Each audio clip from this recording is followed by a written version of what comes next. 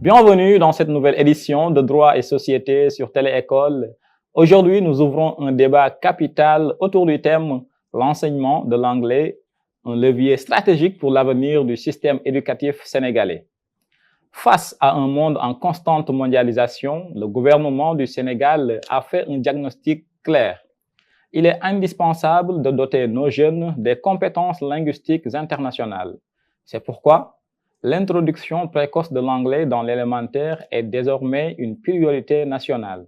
Pour y voir plus clair, nous avons le plaisir de recevoir sur ce plateau de droit et société Madame Diallo Fanta Kassé, directrice générale de DUNIS. Madame Diallo, bonjour et bienvenue à Télé-École. Bonjour Monsieur Nyon et merci pour l'invitation. Merci à tous. Alors, Madame Diallo Fanta Kassé, on va directement attaquer le but de notre émission, parler de l'enseignement de l'anglais, de l'importance surtout de l'anglais dans l'avenir du système éducatif sénégalais, mais de façon générale de l'anglais dans le monde. J'ai envie de vous demander, Madame Diallo, où en est vraiment le Sénégal dans l'enseignement de l'anglais par rapport à des pays comme le Ghana ou le Nigeria? Je vous remercie pour cette question, Monsieur Nyon. Alors, on ne peut pas vraiment se comparer à des pays comme le Ghana, le Nigeria, le Kenya, dont l'anglais est une langue de naissance. Alors, ici au Sénégal, même si la demande augmente, l'anglais reste perçu comme une matière scolaire. Pas encore comme un outil quotidien. Donc, on avance, mais pas assez vite, à mon avis, et surtout pas de manière cohérente dans le système éducatif actuel. D'accord. Alors, concrètement, dans nos écoles, dans nos lycées, dans les universités, les élèves, ils peuvent être brillants dans la théorie, dans l'écrit en anglais, mais souvent, ils ont des difficultés quand il s'agit de parler à l'oral. Selon vous, quels sont les obstacles concrets que rencontrent nos élèves pour apprendre l'anglais aujourd'hui? Alors, je dirais sans hésitation la pédagogie et la pratique. Donc, je le dis toujours, nos élèves sont assez outillés puisqu'on fait l'anglais à partir du collège. Donc, on fait 7 ans d'anglais entre le collège et le lycée. On a de très bonnes bases, mais on pêche dans la pratique. Donc, l'anglais oral, c'est ce que nous manque. Et surtout, la pédagogie d'enseignement de l'anglais. Donc, les enseignants eux-mêmes ne sont pas assez bien outillés, à mon avis. Donc, je pense et ça se répercute justement sur le niveau de langue de nos élèves et étudiants. D'accord. Peut-être qu'il est temps de faire une refonte générale de notre système éducatif d'anglais. Ça va demander des coûts, certainement. Alors, combien, selon vous, coûterait réellement une réforme ambitieuse de l'enseignement de l'anglais au Sénégal? Alors, c'est difficile de chiffrer. Donc, je suis sûre qu'il y a des experts qui pourraient le faire, mais à mon niveau, c'est difficile de chiffrer. Mais je sais que c'est possible et je pense aussi que c'est nécessaire. Et plus que de chiffrer, plus que de penser coût, je pense qu'il faut qu'on pense investissement. C'est vraiment un investissement plus qu'un coût ou une dépense. Plus qu'un coût, on dépense, d'accord. Mais dans la vie au quotidien, pour nous, jeunes, pour les étudiants, mais aussi pour les professionnels, parler anglais est synonyme peut-être d'une carrière professionnelle réussie, etc. Selon vous, l'anglais peut-il vraiment, mais vraiment créer des emplois pour nos jeunes diplômés ou cette conception-là que certains ont de l'anglais est un mythe? Mais oui, très certainement. L'anglais ouvre des opportunités qu'on n'imaginerait même pas. Parce que le monde parle anglais finalement. Donc, je dis toujours à mes étudiants, à mes élèves, que le français s'arrête à l'aéroport. Donc, si on veut travailler dans l'international, si on veut communiquer avec les décideurs, si on veut vraiment travailler dans des multinationales, il faut être à niveau en anglais. Parce qu'aujourd'hui, et d'ailleurs, ça a commencé. Donc, dans les multinationales, dans les ONG, dans les organisations internationales, la langue de travail, déjà, c'est l'anglais. Donc, si on n'arrive pas à communiquer avec sa hiérarchie, avec ses collaborateurs, donc avec, je ne sais pas moi, ses partenaires, c'est un peu compliqué. Donc, oui, l'anglais est un vrai plus pour le monde professionnel. Vous l'avez dit, le français s'arrête à l'aéroport. Alors, si le français s'arrête à l'aéroport, aujourd'hui, comment l'anglais peut-il servir à la fois notre intégration ouest-africaine et notre compétitivité internationale? Monsieur Nia, on est entouré de pays anglophones. Donc, si nos jeunes ne parlent pas anglais ou si nous, d'une manière générale, nous ne parlons pas anglais, évidemment, nous sommes exclus des décisions régionaux. Donc, on ne peut pas forcément donc donner notre avis clairement parce que la communication, elle est clé. Donc, si on ne peut pas s'exprimer dans une langue de manière efficace, de manière fluide, c'est difficile de transmettre le message que nous voulons. Donc, oui, il nous faut maîtriser l'anglais, parler de manière fluide pour pouvoir justement être dans ces instances internationales. Je pense que c'est primordial. Vous savez, l'être humain, Madame Diallo, a peur, j'allais dire, du nouveau. Ouais. Quand il s'agit vraiment de changer radicalement quelque chose, souvent il y a des résistances. Vous êtes dans le milieu, vous êtes dans un établissement qui enseigne l'anglais, qui permettent à des professionnels, à des étudiants de parler l'anglais. Quelle résistance vous rencontrez généralement ou quelle résistance rencontre-t-on généralement en ce qui concerne les réformes linguistiques dans l'éducation? Vous l'avez parfaitement bien dit, donc c'est plus des craintes qu'autre chose. Et disons-le, c'est plus la crainte de perdre le français. C'est juste la peur de marginaliser les langues nationales. Mais je le dis souvent aussi dans mes discussions avec, dans certaines instances, il ne s'agit pas de remplacer le français. Il ne s'agit pas non plus de renier nos langues nationales. Il s'agit plutôt de compléter avec une langue plus, plus, euh, plus parlée dans le monde, donc notamment l'anglais.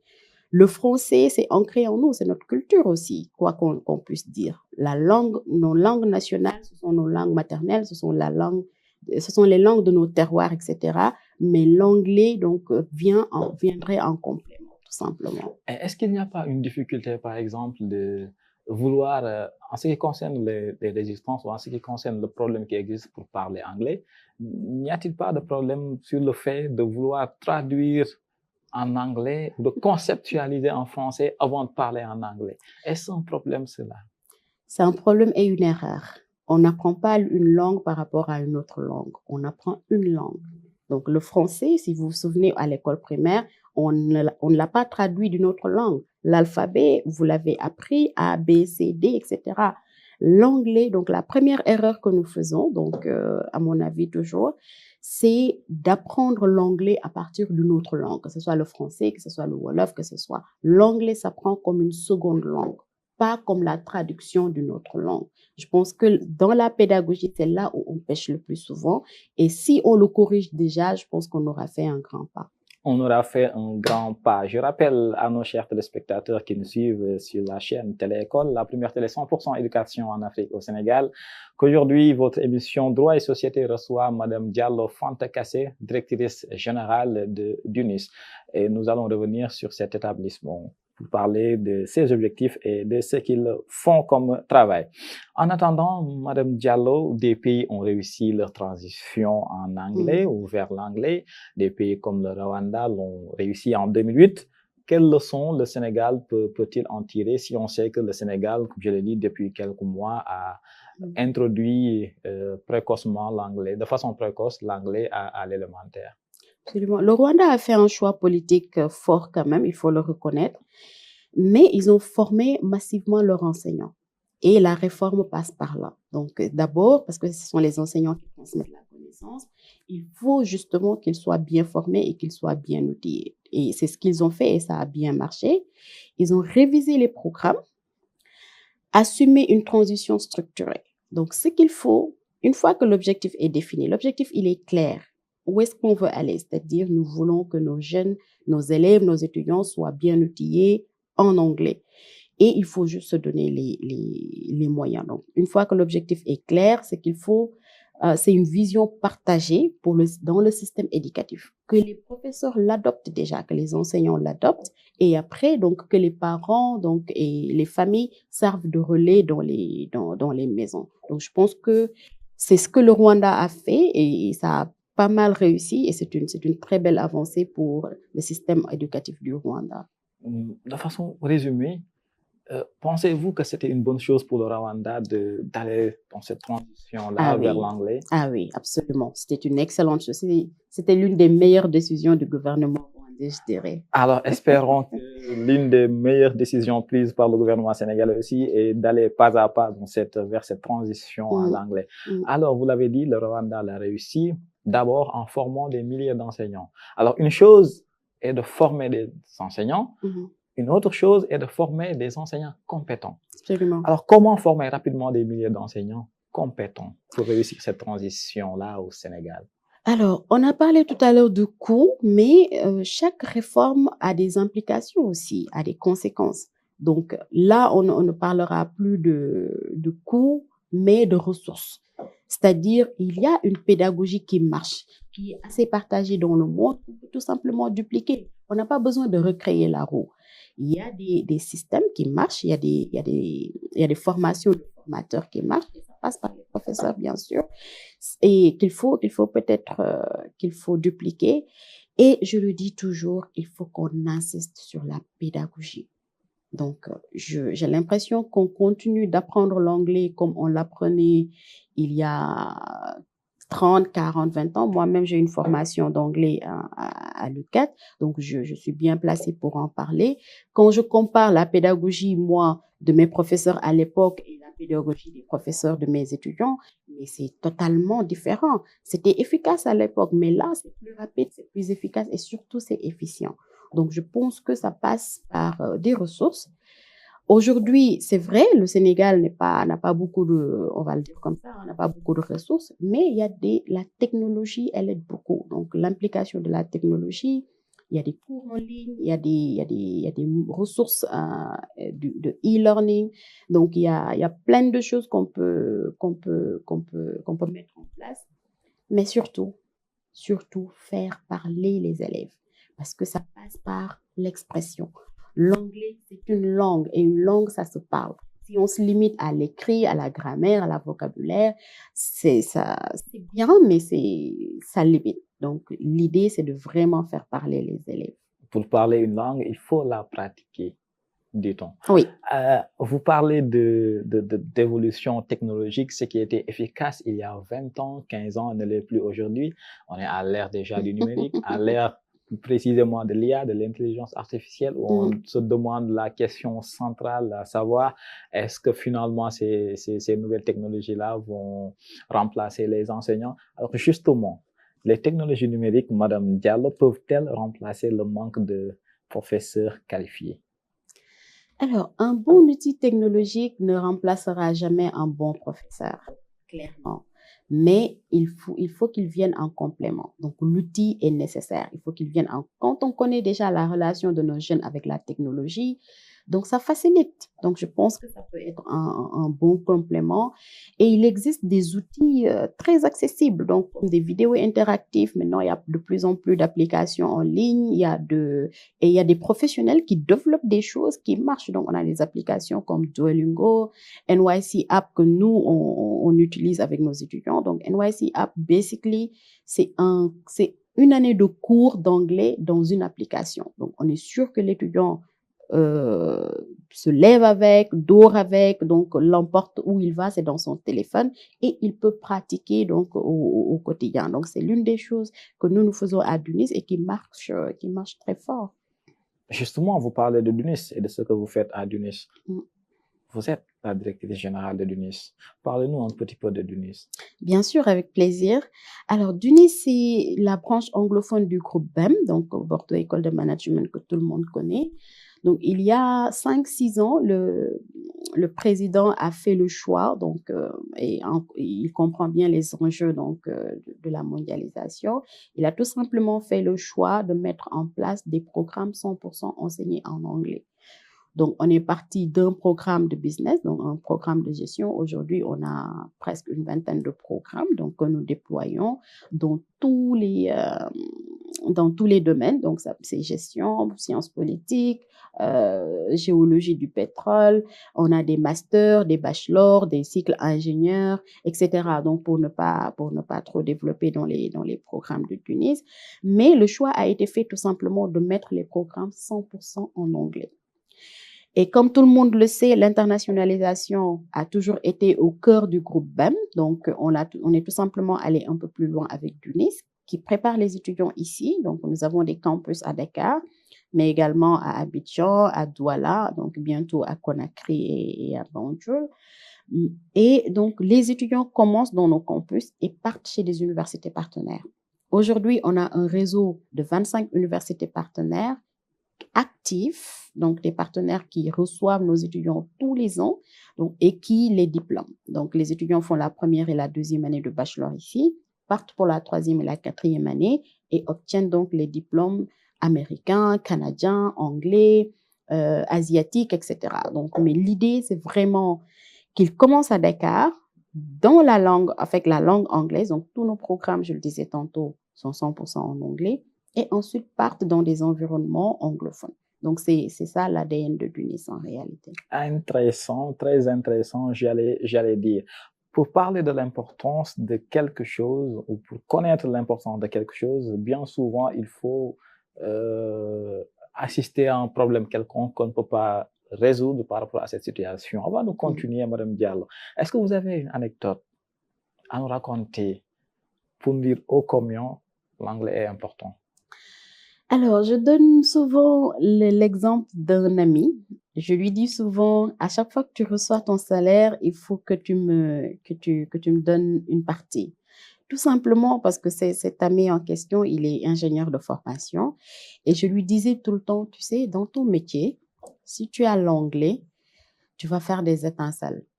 Et alors, comme tout bon Sénégalais, il se disait, je n'en ai pas vraiment besoin. Et puis, il était sur une position assez confortable quand même. Jusqu'au jour où il est allé à un entretien et il a été recalé parce que le poste exigeait justement de parler anglais. Et il est revenu me dire, mais Fanta, bon, tu as raison, il faut que je me mette à l'anglais. Et aujourd'hui, je ne vous dirai pas dans les positions sur lesquelles il se retrouve aujourd'hui. Il fait des étincelles partout dans le monde. Même moi, j'ai du mal maintenant à le voir. Donc, c'est pour vous dire que juste avec cette mise à niveau en anglais, alors qu'il avait déjà les bases, hein, il pouvait écrire et tout, mais aujourd'hui, il parle anglais. Je dis toujours parler anglais. Si on arrive à parler à un Indien, un Chinois et un Américain dans la même journée, c'est qu'on y est vraiment. Parce que l'anglais a aussi des subtilités.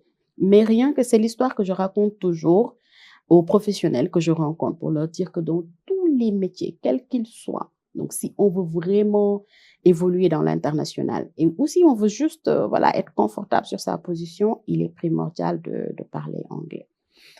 Commençons dès maintenant à parler anglais. C'est important. C'est important et c'est essentiel.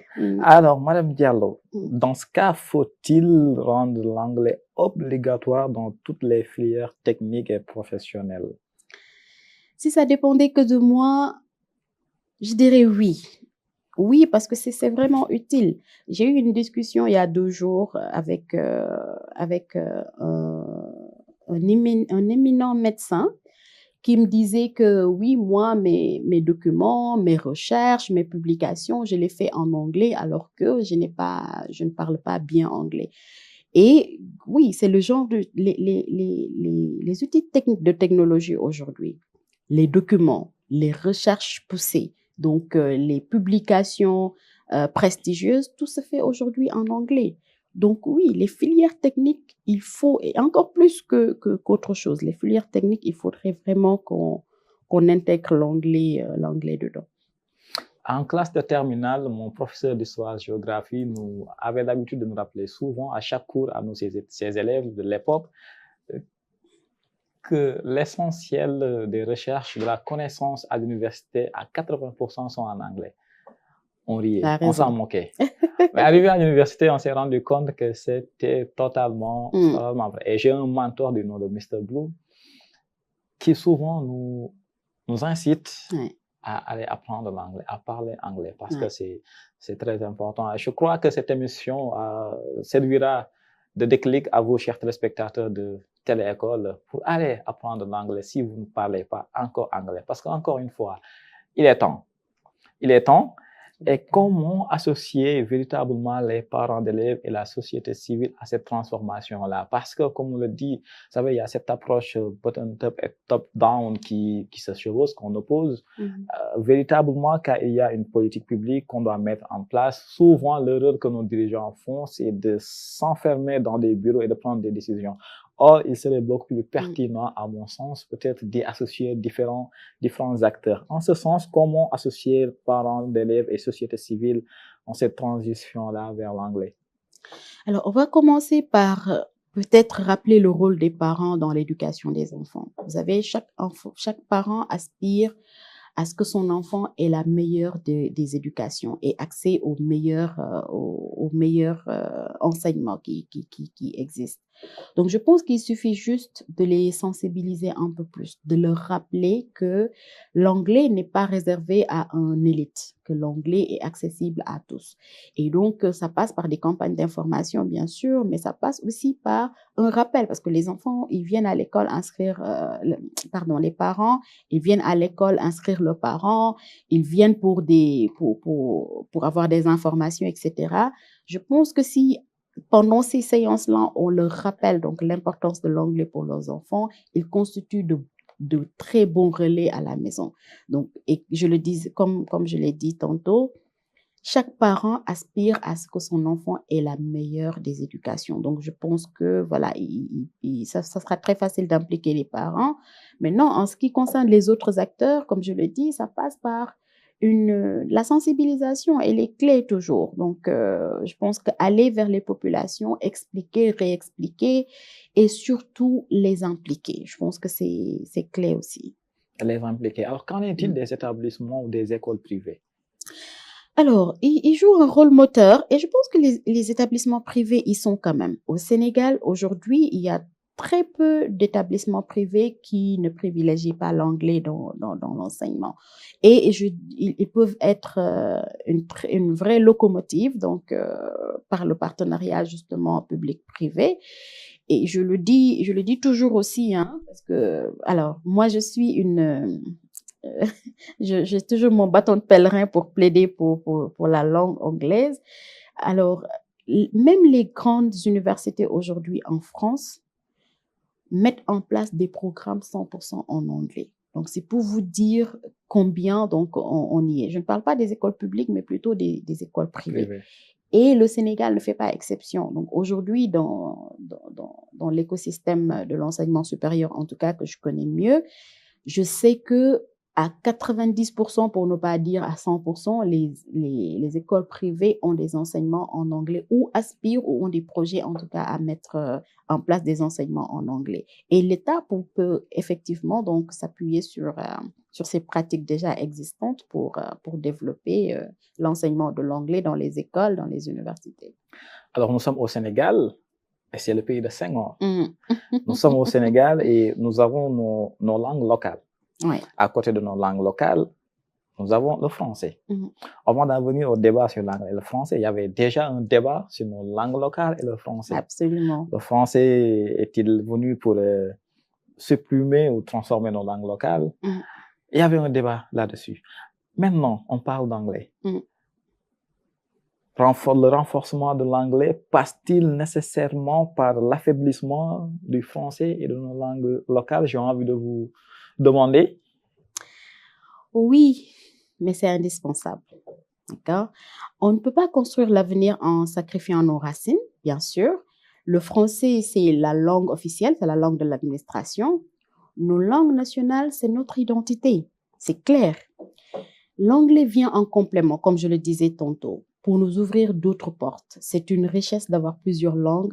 Ce n'est certainement pas un problème. Donc, si on doit passer par là, je pense que c'est nécessaire. Mais encore une fois, donc, c'est une nécessité absolue.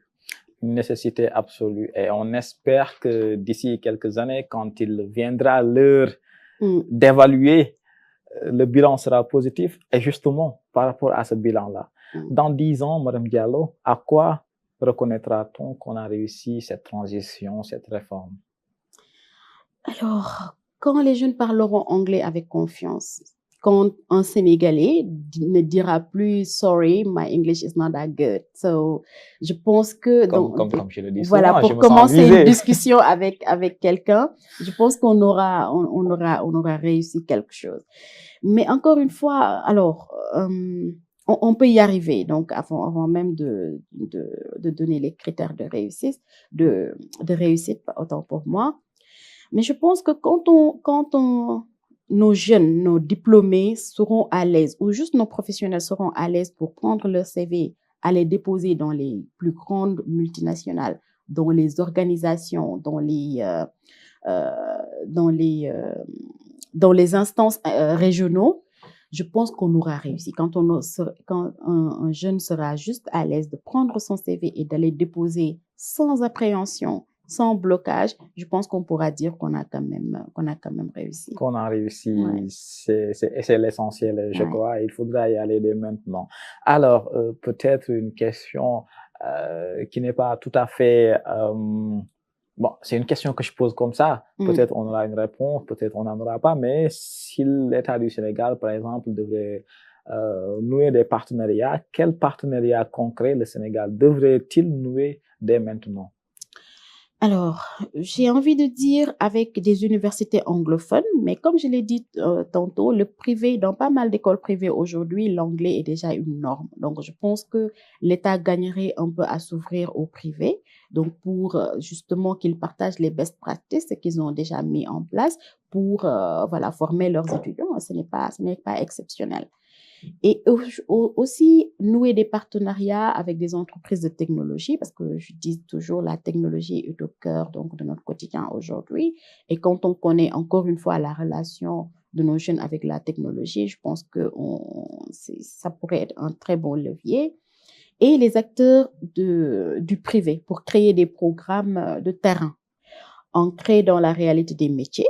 Donc, je pense que c'est important parce qu'il y a ce qu'on appelle l'anglais parlé, l'anglais de tous les jours, la conversation, mais il y a aussi ce qu'on appelle l'anglais for specific purposes. Donc, le médecin, il ne va pas parler le même langage que, voilà, celui qui est dans l'aviation ou celui qui est, je sais pas moi, dans le domaine de la communication, de l'enseignement, etc. Donc, il faut vraiment un apprentissage accès métier, et donc, mais sans perdre, donc, enfin, en commençant par l'anglais parlé, l'anglais de la conversation de tous les jours, tout De tous les simplement. jours. Aujourd'hui, vous êtes directrice générale. Si demain vous étiez ministre de l'Éducation nationale, par quoi commenceriez-vous? Alors, je n'ai pas besoin d'être ministre, je crois, pour partager cela. Je suis sûre que le ministre de l'Éducation et le ministre de l'Enseignement supérieur, ils ont des projets bien ficelés et je suis sûre qu'ils l'ont dans leur feuille de route. Mais je commencerai par identifier 50 lycées pilotes et je pense que ça va être facile à faire. On en discutait avant de commencer l'émission. Je vous disais qu'aujourd'hui, il y a très peu de lycées qui n'ont pas, qui ne sont pas bilingues. En tout cas, les lycées privés. Donc, ils tendent à cette bilinguisme. Donc, on pourrait s'appuyer sur justement 50 lycées identifiés, cibles, donc pour les outiller et donc, voilà, commencer par là.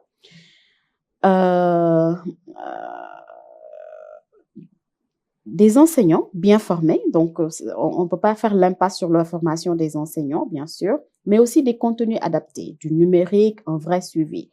Et je mettrai probablement en place une plateforme donc pour tous les élèves. Donc, ça peut être gratuit ou en tout cas abordable.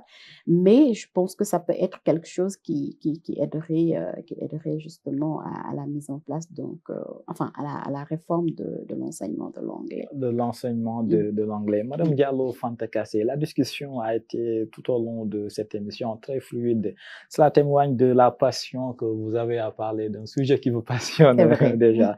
Et c'est très important. Nous arrivons malheureusement à la fin de notre émission. Le temps qui nous est imparti arrive à sa fin. Quels sont vos derniers mots?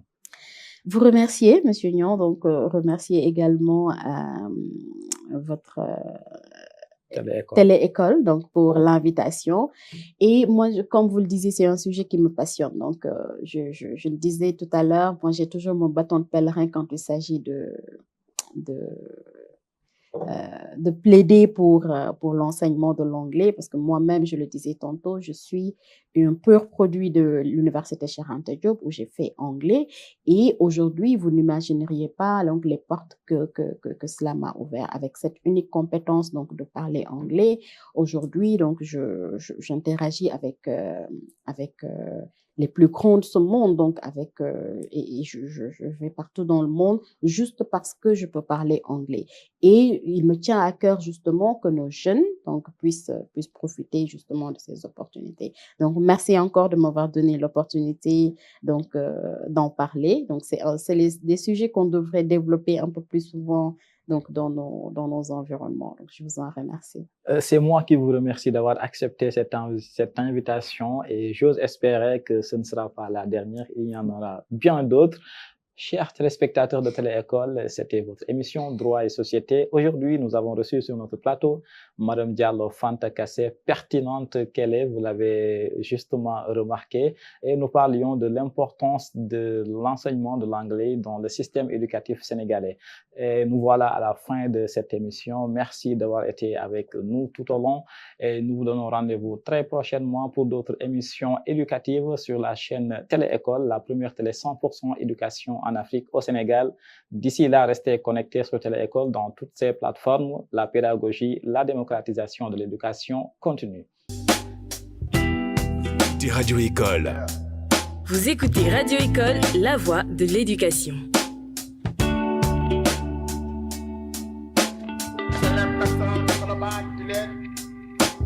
Vous écoutez Radio École.